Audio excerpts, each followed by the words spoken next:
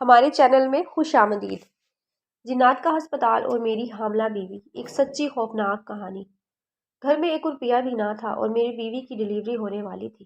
میں شدید پریشان حالت میں کئی لوگوں سے، رشتہ داروں سے رابطہ کر چکا تھا، لیکن کوئی بھی میری مدد کرنے کو تیار نہیں تھا۔ اب میں شدید پریشان رہنے لگا۔ بار بار میری بیوی کہتی کہ ڈاکٹرز نے آپریشن کا کہا ہے، ایسے میں 50 سے 60 ہزار کا خرچہ آئے گا، کہاں سے کریں گے آپ اتنے پیسے؟ ایسا لگتا ہے کہ میں جان سے چلی جاؤں گی۔ میں نے اس کا ہاتھ تھاما اور کہنے لگا، ایسا مت کہو، تمہیں کچھ نہیں ہوگا، ہمارا بچہ بھی سلامت رہے گا اور تم بھی اپنے خدا پر پورا یقین رکھو۔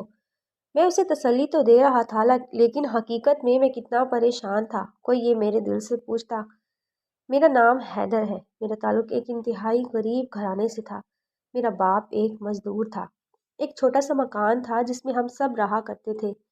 ہم 5 بہن بھائی تھے، 2 بہنیں اور 3 بھائی بہنوں کی شادی ہو گئی تھی۔ بھائیوں کی بھی شادی ہو گئی تھی، وہ مکان فروخت ہو گیا۔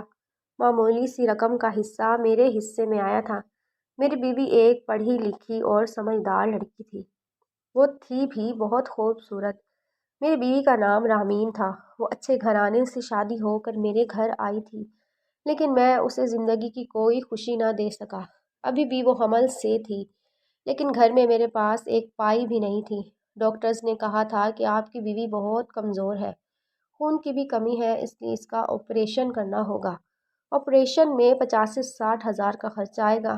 اس کی ایسی کنڈیشن لے کر میں کسی سرکاری ہسپتال میں لے کر جانے والا تو نہیں تھا، اس لیے سوچ رہا تھا کہ پرائیویٹ ہی آپریشن کروا لوں، لیکن اتنا خرچہ میں کہاں سے اٹھاتا؟ نہ تو کوئی بھائی، نہ کوئی رشتہ دار مجھے قرضہ دینے کے لیے تیار تھا۔ لیکن خدا کا کرنا ایسا ہوا کہ وہ سب ایک دم سے ہی خراب ہو گیا۔ اگر رات کو اچانک میری بیوی کی طبیعت خراب ہو جاتی تو اس خطرناک موسم میں اسے کہاں لے کر جاتا؟ لیکن کہتے ہیں نا کہ جس خدشے کا اظہار ہوتا ہے وہی ہو کر رہتا ہے، اور ایسا ہی ہوا۔ وہ ایک طوفانی رات تھی جب اچانک میری بیوی کی طبیعت خراب ہو گئی۔ نہ تو میرے پاس پیسے تھے اور نہ ہی میں نے اس کا کسی ہسپتال میں نام لکھوا رکھا تھا۔ میں اسے ایسی ہی حالت میں لے کر باہر نکلا۔ جس جگہ پر میں رہا کرتا تھا وہاں پر اچھے خاصے فاصلے پر ایک سرکاری ہسپتال تھا، لیکن وہاں جانا ناممکن تھا کیونکہ موسم بے حد خراب ہو رہا تھا۔ یوں ہی موٹر سائیکل پہ اسے بٹھا کر پیدل جنگل کے راستے سے ہوتا ہوا شہر کی طرف جانے لگا، لیکن بیچ راستے میں اس کی طبیعت زیادہ خراب ہو گئی۔ تبھی میری نظر دور سے چمکتی ہوئی ایک روشنی پر پڑی۔ وہاں ایک عمارت سی نظر آ رہی تھی۔ پہلے اس راستے پر میں کبھی بھی نہ آیا تھا، لیکن بڑے بڑے حروف میں لکھا ہوا ہسپتال، میں اپنی بیوی کو لے کر یہیں چلا جاتا ہوں۔ یہ دیکھ کر میری جان میں جان آئی، شاید قدرت نے خود ہی مجھے موقع فراہم کر دیا تھا۔ یہ سوچ کر میں بڑی مشکل سے اسے اٹھا کر اس ہسپتال میں چلا آیا، لیکن یہ کیا، پورا ہسپتال تو خالی پڑا تھا، حالانکہ سارے کمرے کھلے ہوئے تھے۔ صاف ستھرا سفید چادروں سے بچھا ہوا بستر، ایسا لگتا جیسے کوئی استعمال کر رہا ہو۔ باہر ایک طوفان کا منظر تھا، لیکن اندر بالکل بھی ایسا نہ لگتا کہ باہر کوئی طوفان آیا ہے۔ میں نے اسے ایک بیڈ پر لٹایا اور بھاگتا ہوا سارے کمروں میں گھومنے لگا، شاید کوئی مجھے ڈاکٹر وغیرہ نظر آ جائے۔ تبھی ایک کمرے سے مجھے لڑکی کے ہنسنے کی آواز آئی۔ جیسے ہی میں نے اس کمرے کا دروازہ کھولا تو سامنے سفید رنگ کا کوٹ پہنے وہ لڑکی تھی جو ہنس ہنس کر ایک ڈاکٹر سے باتیں کر رہی تھی۔ میں اس کے پاس گیا اور ہاتھ جوڑ کر کہنے لگا، ڈاکٹرنی صاحبہ، میری بیوی کی مدد کریں، اس کی حالت بہت خراب ہے۔ لیکن تم یہاں کیسے آئے؟ تم نہیں جانتے کہ یہاں پر کسی غیر کا آنا جانا منع ہے؟ میں اس کی بات پر حیرت زدہ رہ گیا۔ میں کہنے لگا، ڈاکٹرنی صاحبہ، اس وقت موسم بہت خراب ہے، میں اسے کسی دوسرے ہسپتال میں نہیں لے جا سکتا، اس لیے آپ اسے دیکھ لیں۔ ڈاکٹرنی نے اس بات میں سر ہلایا، پھر کہنے لگی، ٹھیک ہے، میں ایک نرس کو تمہاری بیوی کے پاس بھیجتی ہوں۔ پھر وہ رجسٹر میں دیکھتے ہوئے کہنے لگی، تم ایسا کرو، اوپر والے کمرے میں چلے جاؤ، وہاں پر ایک نرس ہوگی، وہ تمہاری بیوی کو ہینڈل کر لے گی۔ یہ کہہ کر وہ مصروف سی ہو گئی۔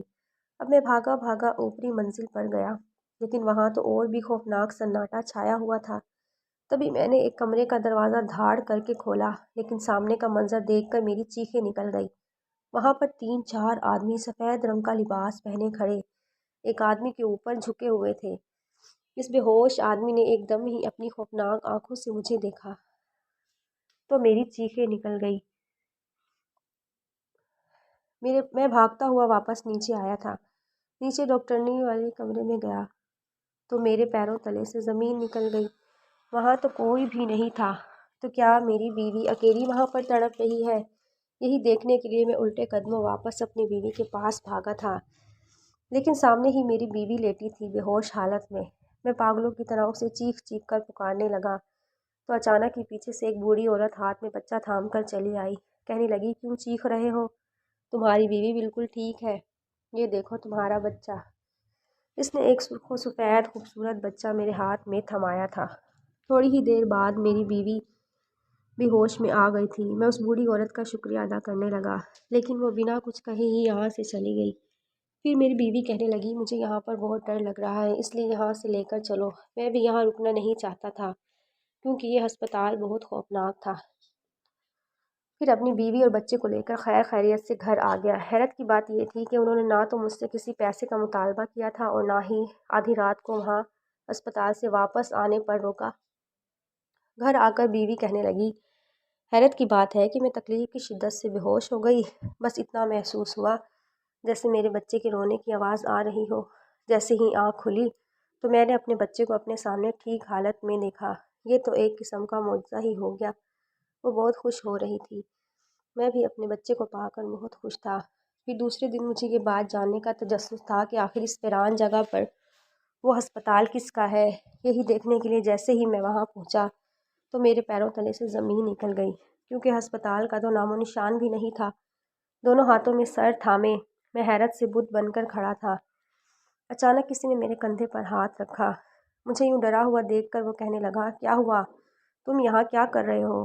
میں پاگلوں کی طرح اسے دیکھتے ہوئے کہنے لگا، دراصل یہاں پر ایک اسپتال ہوا کرتا تھا، لیکن اب یہاں نہیں ہے۔ ایسا کیسے ہو سکتا ہے؟ وہ آدمی سرگوشی میں پر اسرار لہجے میں کہنے لگا، اکثر لوگ اس بات کو سوچ کر خوفزدہ ہو جاتے ہیں کہ وہ ہسپتال رات کو دکھائی دیتا ہے، دن میں نہیں۔ تو یہ بات جان لو کہ وہ ہسپتال انسانوں کا نہیں بلکہ جنات کا ہے، اور انہوں نے اس ہسپتال کو بنایا ہے۔ دن کے وقت وہ انسانوں کو نظروں سے اوجھل ہو جاتا ہے، جبکہ رات کو وہ خود ہی اسے آباد کر لیتے ہیں۔ یہ سن کر میرے رونگٹے کھڑے ہو گئے۔ پھر میں حیرت سے اس آدمی سے کہنے لگا، لیکن تمہیں اس بات کا کیسے علم؟ کیا تم نے خود اپنی آنکھوں سے ان جنات کو دیکھا ہے؟ یہ سن کر وہ زور زور سے ہنسا اور کہنے لگا، ہاں، کیونکہ میں بھی ایک جنزاد ہوں۔ یہ کہتے ہی وہ میرے سامنے سے غائب ہو گیا۔ خوف کے مارے مجھے 3 راتوں تک بخار چڑھا رہا۔ آج میں اس خوفناک واقعے کو یاد کرتا ہوں تو یقین نہیں آتا کہ میں نے اپنی بیوی کی ڈیلیوری ایک جنات کے ہسپتال میں کروائی تھی، لیکن وہ جنات جیسے بھی تھے بہت نیک اور مہربان تھے۔ انہوں نے مشکل وقت میں میری مدد کی تھی، اس لیے ہمیشہ اس ہسپتال کی یاد میرے دل میں محفوظ رہے گی۔